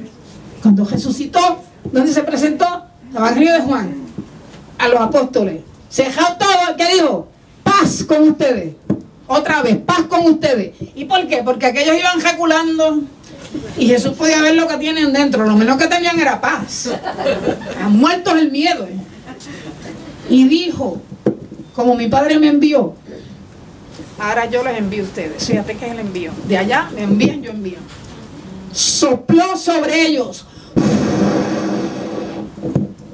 Reciban el Espíritu Santo. ¿Qué es el Espíritu Santo? La respiración de Papá Dios. que viene de unas entrañas de misericordia, unas entrañas de amor, reciban el Espíritu Santo. A quienes ustedes le perdonen los pecados, le quedan perdonados. A quienes no, pues no le quedan perdonados. Entonces, ¿qué cosa es el perdón de Dios?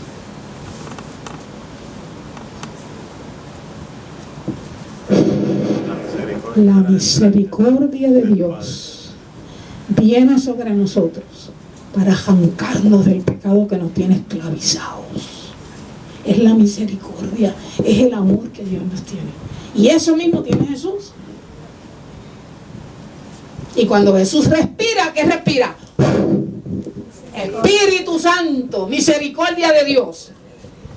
Entonces, todos los textos se van combinando cuando te vas enterando, ¿no? Pues vamos, Pablo se encuentra con Lidia, con otras mujeres en el río, lavando. Y las mujeres, yo no sé si has visto la bandera, pero yo me las he gozado de chiquita. En mi pueblo las mujeres no tenían lavadora, se lavaban en el río. Y en mi pueblo Naranjito, el río pasa por el lado del pueblo, en el pueblo. Por la segunda hilera de casa está el río. Y por la mañana uno va y están todas esas mujeres ahí lavando y hablando y cantando. Y te enteras de todos los chismes del pueblo. Y ves los nenes, yo vi los nenes de las lavanderas. Muchachito de 4 o 5 años está cojeteando con nosotros. De momento viene cogiendo, se le mete por aquí a la mamá que está sentada con los pies en el agua. Le levanta la chaqueta y se le pega el pecho. Y está un jato ahí mamando. Y acabó y la bajó y se va cogiendo otra vez.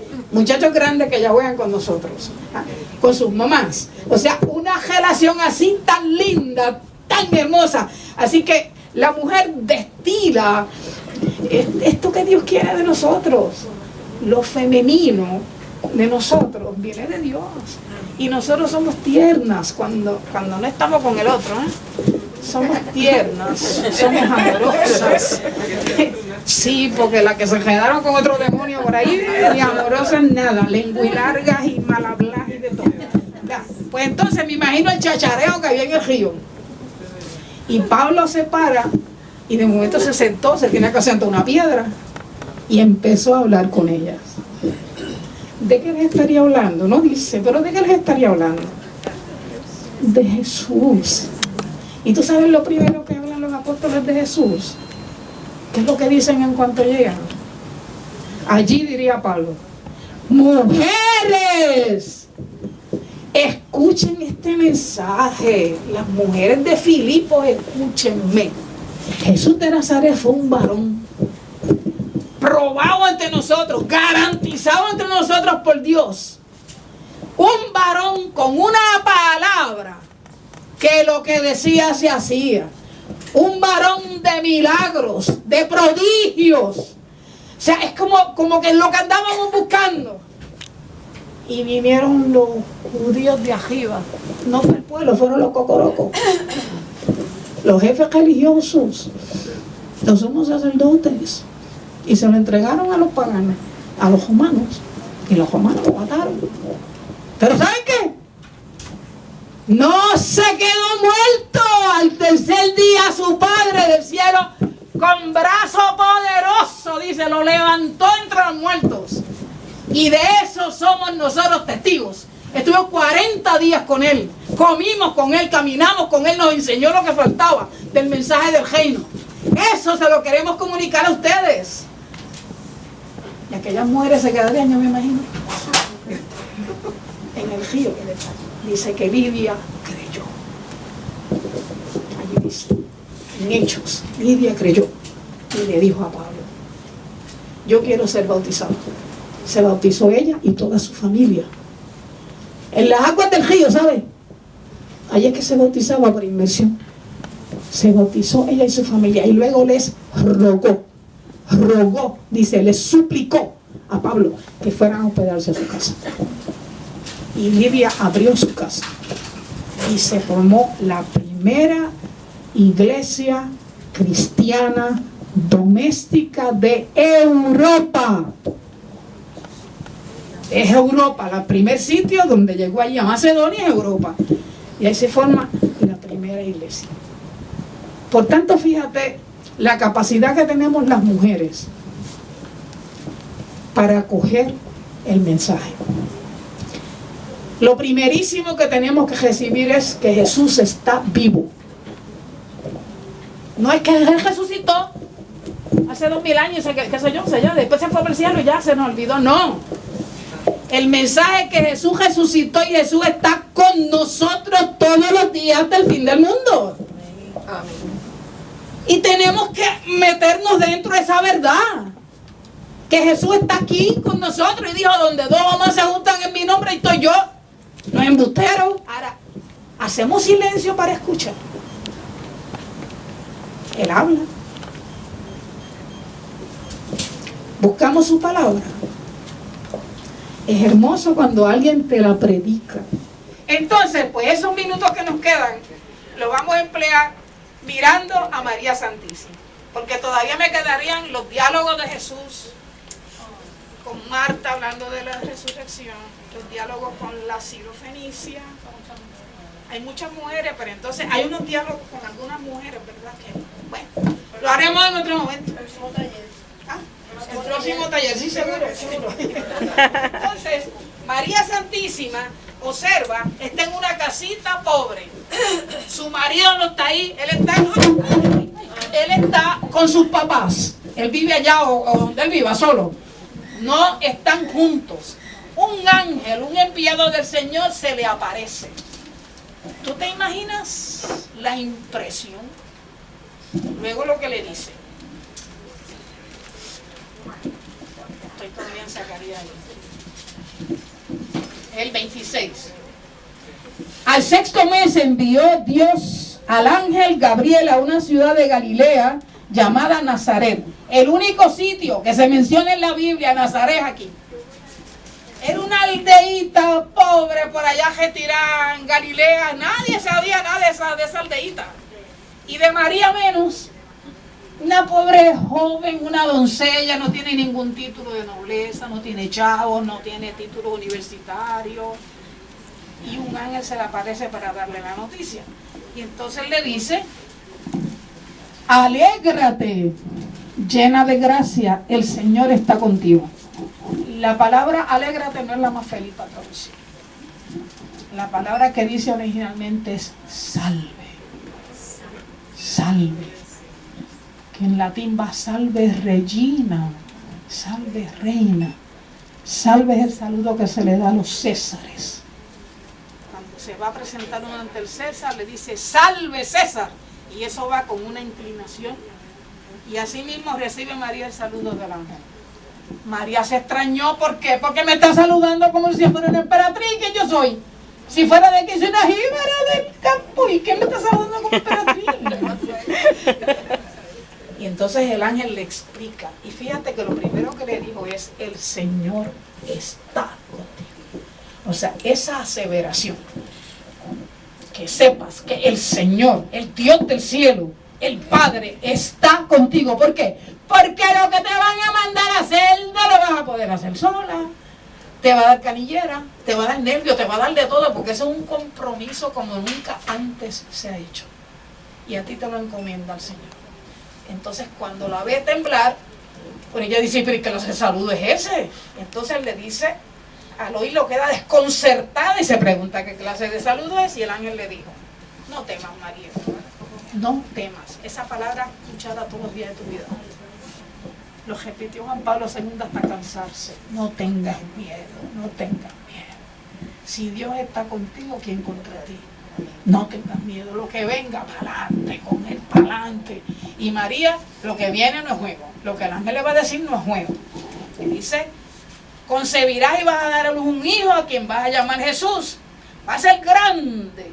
Llevará el título de Hijo del Altísimo. El Señor Dios le dará el trono de David, su padre, para que reine sobre la casa de Jacob por siempre y su reino no tendrá fin. Vas a tener un hijo, pero no un nene cualquiera. Es el nene que va a realizar, a llevar a cabo la promesa que le hizo Dios a David. Que de la descendencia de sus entrañas nacería un rey. Pero ese rey va a tener un reino para siempre, reino eterno. No va a tener fin el reino de ese muchachito que van a nacer. Entonces los ojos de María, ¿Qué entendió? Porque la saludó salve. ¿Por qué? Porque en Israel, la reina del pueblo de Israel no es la mamá, no es la mujer del rey, es la mamá, la que virá, la que pare un hijo que es rey, ella es la reina. Entonces la saludó salve, porque tú vas a tener un nene que va a ser rey de un reinado eterno. Tú eres la mamá de ese rey, tú eres reina eterna. Reina de un reino que no va a tener fin. Contestó la primera pregunta. Y la segunda. ¿Y cómo va a ser eso? Si yo no tengo marido, yo no conozco varón. Le explica. Mira esto. Déjame ver si yo puedo mover mis dedos aquí. Aguanta. Cuéntame qué es esto. Mira la explicación del ángel. El Espíritu Santo vendrá sobre ti. El poder del Altísimo te cubrirá con su sombra. Por eso el Hijo que va a nacer de ti será llamado Hijo de Dios, Hijo del Altísimo. ¿Qué le está diciendo el ángel? La Trinidad. Ese es el misterio que está en el Génesis, que ahorita te expliqué, pero que el pueblo de Israel no había entendido. Es el misterio que Jesús nos va a predicar a nosotros en el Evangelio.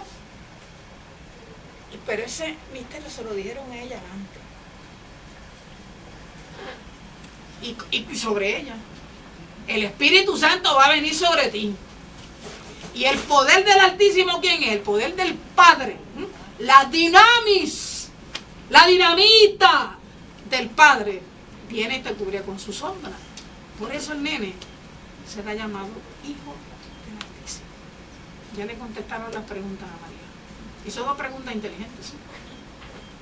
Porque Zacarías hizo preguntas, pero era como que yo pedí un hijo, pero ya Isabel tiene las madres secas, ya yo no sé lo más nada. ¿Cómo que ahora un hijo? Eso era antes, ahora. Sí, pues lo vas a tener, aunque estés dando para ti para adelante, vas a tener un hijo. O sea, Zacarías empieza a dudar de Dios. María lo que quiere son explicaciones. Y entonces, mira, también tu pariente, que ha concebido un hijo en su vejez, y la que se consideraba estéril, ya está de 6 meses. Pues nada es imposible para Dios. Eso es lo que tenemos que las mujeres aprender de memoria. Los varones también, pero nosotros. Yo no sé, el otro día yo vi una señora en una reunión que tuvimos de oración para un enfermo, y nos dijo que había tenido 6 hijos y que no había tenido nunca dolor de parto. Yo dije, aleluya, mija, yo parí 8 y cuidado que dolieron. O sea, yo soy hija, yo soy una la mamá de Vanessa, y tiene 84, ¿verdad? 84, y decía que había parido sin dolor. Yo decía, no se acuerda. Dios mío, qué cosa. Porque si algo a uno tiembla es para cuando salió el siente primero un cuando vi el segundo, y cuando te dijeron el 8,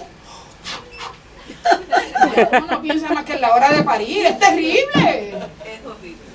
Pero entonces, si repite como María, el Señor está conmigo. El Señor está conmigo. El Señor está conmigo. Cuando yo parí mi hija 8, estas son anécdotas. Mi hija 8 era grande, cabezona.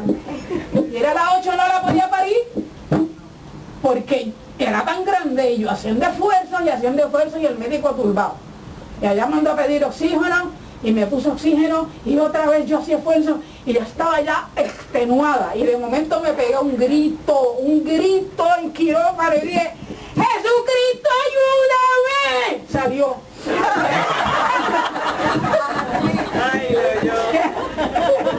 A la hora de tener un hijo, y no solo el parto, es lo que viene, ¿sabes? Lo que los hijos traen, mijita. Te cuento que fui a una boda en catedral, y por primera vez me fijo que tenía una clase de cola el traje novia. Porque cuando sube así aquellos escalones para trepar en el altar, qué cosa inmensa, qué linda. Y caí en cuenta, dije, la cola, ya no sabe la cola.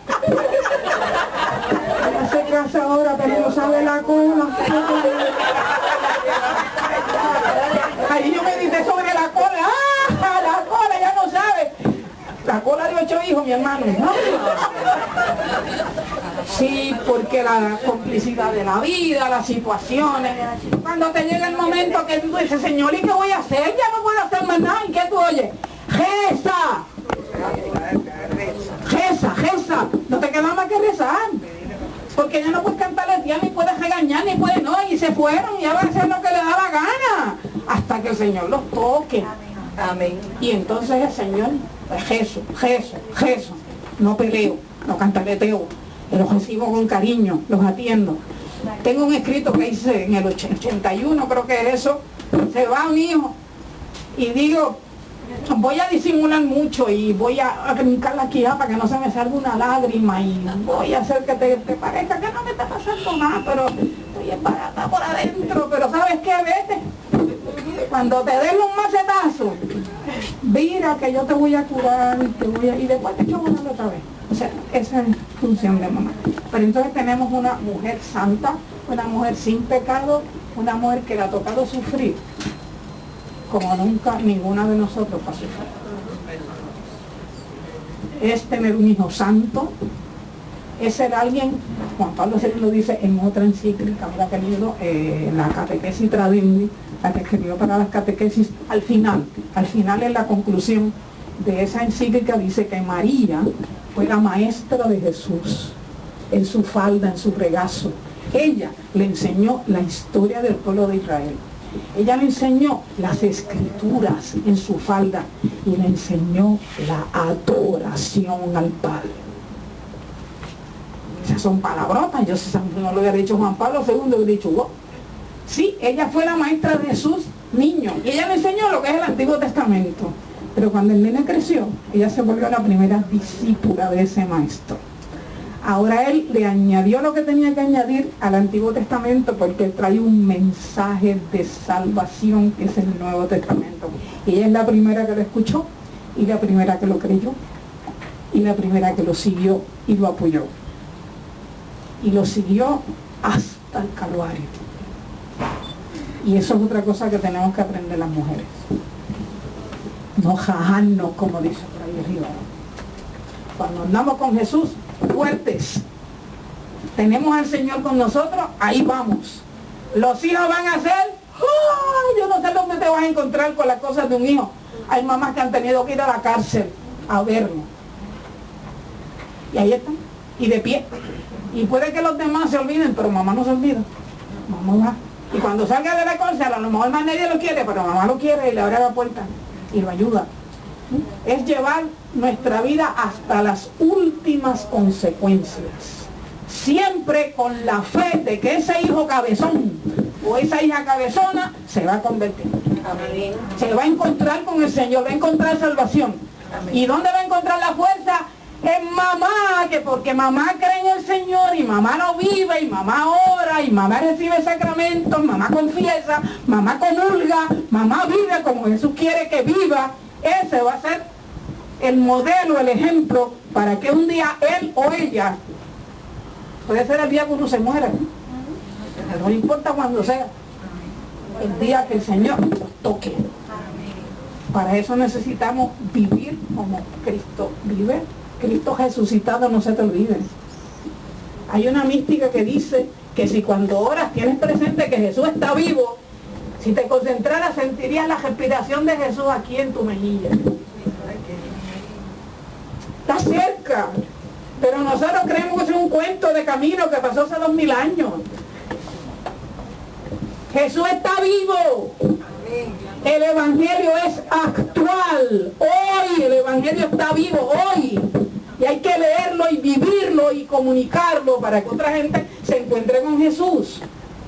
¿Por qué? Porque el mensaje de Jesús es el reino. Y ojalá lo aprendamos y estudiemos mucho que hay que aprender del reino.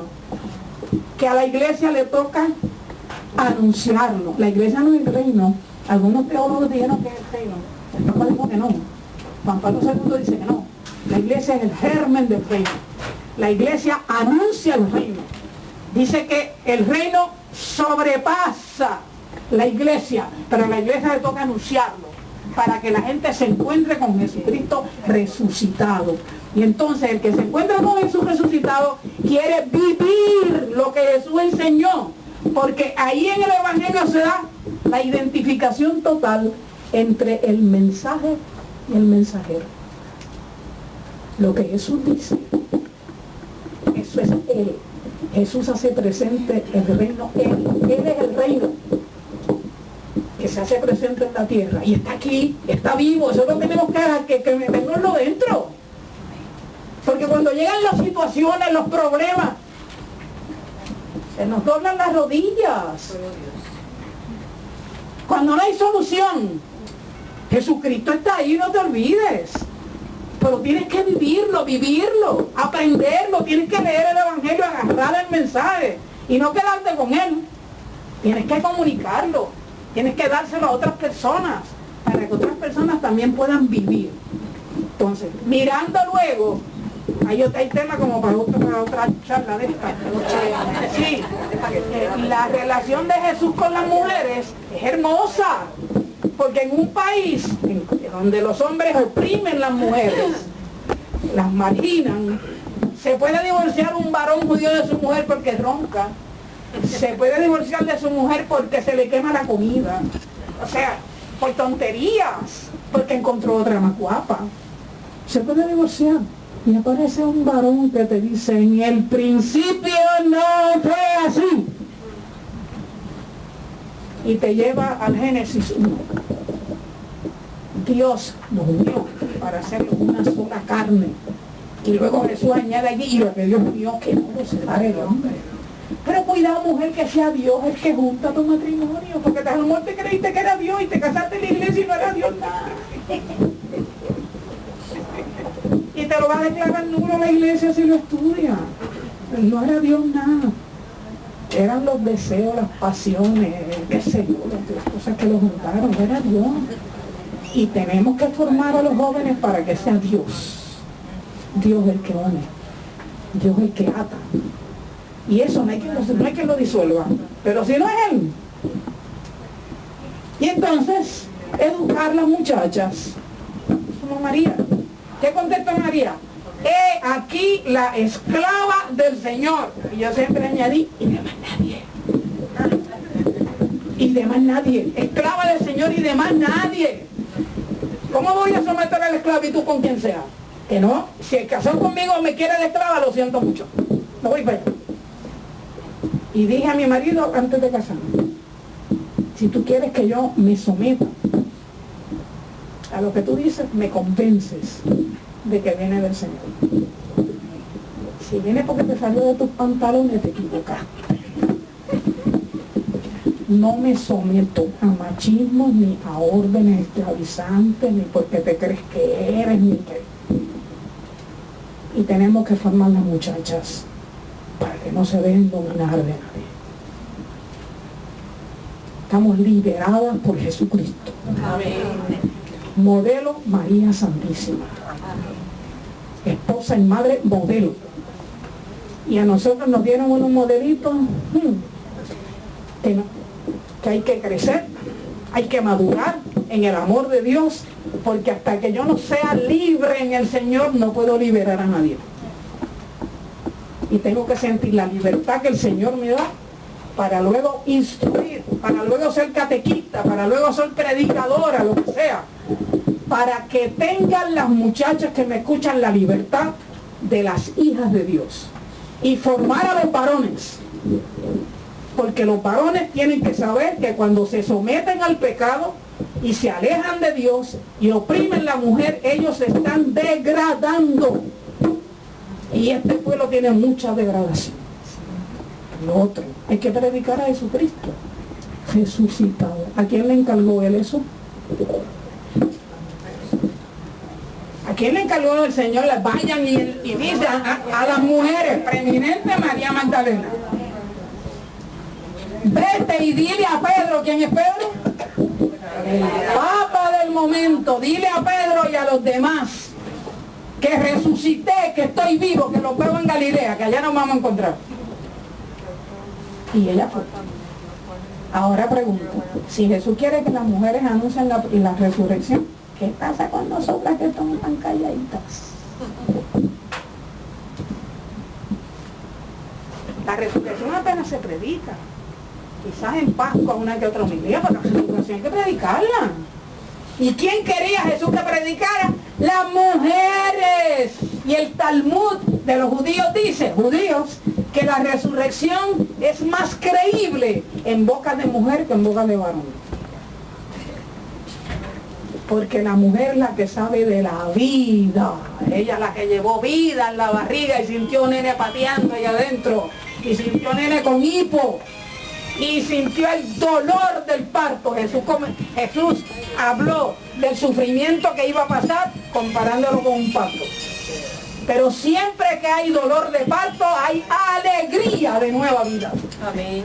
Siempre. Y uno no se acuerda de las cosas que pasó. Pues entonces, nosotros sabemos de parir. Y nuestros hermanos tienen que parir a Jesucristo vivo. Nosotros tenemos que predicarlo. Hay que predicarlo. Hasta que no se predique que entre por la oreja no va a pasar el proceso. Cuando llega y te llevan allá adentro y te encuentras con el Padre y sientes el amor del Padre y sientes esta vida nueva en ti, sales ahora y ¿qué vas a decir? Dios me ama. Yo lo conocí, me abrazó, no me dijo foque, vete. No, me mandó a hacer fiesta, me limpió, y aquí estoy gozoso diciéndote, Dios te ama, ¿tú quieres conocer ese Dios que yo conozco? Entonces vas a hablar del amor de Dios que se manifestó en Cristo Jesús. Que Él te ayude. No te calles. Amén.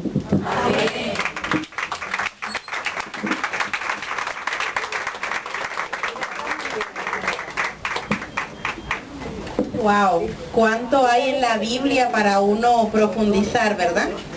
Así que nos queda tarea. Todas estas mujeres que hemos visto hoy, hay que volver a retomarla y profundizar. Y las que quedan pendientes hay que irlas leyendo para cuando venga la segunda parte. Agradecemos profundamente a Minerva por tanta generosidad y por compartirnos esa experiencia de Dios, porque experiencia de vida todo lo que compartiste, mucho más allá de lo que hay aquí, así que muchas gracias. Y a cada uno de ustedes, gracias por responder a este llamado y desen la oportunidad siempre de buscar cada vez más, de indagar más en la palabra de Dios, que es palabra de vida para nosotros. Dios les bendiga. Pendiente a las próximas actividades. La siguiente es una para niños. Se llama... ¿cómo se llama, Jonathan? Bueno, es la narración dramatizada de la historia de Moisés, que la vamos a estar haciendo aquí. Eso va a ser el 7 de junio a las 3 de la tarde, igual que esta vez. Así que pendientes. De la edades que vengan, porque como es el pueblo de Israel, que va a estar en el exilio, entonces de las que vengan se la van a disfrutar. Dios les bendiga y muchas gracias.